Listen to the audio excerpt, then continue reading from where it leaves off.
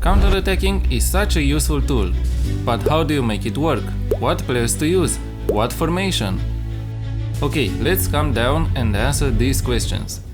The players you should employ for a counterattacking tactic need to be able to run without the ball, work for the team and defend most of the game time. For this reason, these stats are very important. Of course, no player is perfect and you should scale the stats valuation to the team you are using. The most important ones to consider from this lot are concentration, work rate and stamina. The players need to be able to focus the whole game, work for the team and not tire quickly. The other qualities are nice to have and the more players you have possessing them, the better. As formations, 4-5-1, 3-5-2, 4-4-1-1 and 4-2-3-1 work very well in a counter-attacking tactic. For the video, we'll use the 4-2-3-1. The roles of the players may largely differ depending on your team. It is important to keep a solid defense, so the back four are going to be set up like this. I play one fullback role and one wingback, as I want the wingback to fulfill some attacking duties as well. One ball-playing defender, as we need him to take the ball out of the defense when needed. For the two more defensive midfielders, I went with these roles. If the players wouldn't have been able to fulfill them, I would have gone with a ball-winning midfielder on defend and a box-to-box midfielder. The idea is to have a player shielding your defense and one helping the attack when needed. The front four are the engine of the tactic. For the wingers, I went with a winger on attack and an inside forward on attack.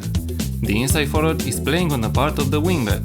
This is so that the wingback can create an overlap when needed and create an attack overload at times. The midfielder role here is an attacking playmaker on support. He's the most creative player in the team.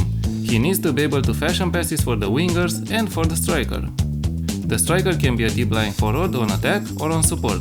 It all depends on your team and the opposition you are facing. Another role to consider is the subscribe button.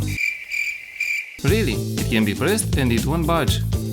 Okay. For the mentality, I would go with cautious or balanced, but nothing higher than balanced. The players need to understand that the main focus is defending and the roles should help them break fast when we have the ball.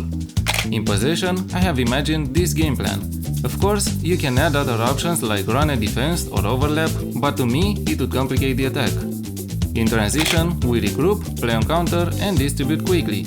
And the defensive shape is a mid-block with a standard defensive line. We don't trigger the press as we want the opposition to commit as many players as possible on their attack.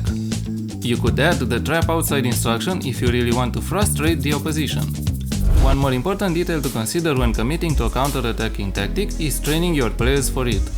For this, the physical and the tactical training sessions come into play. They train key areas that are important for the players.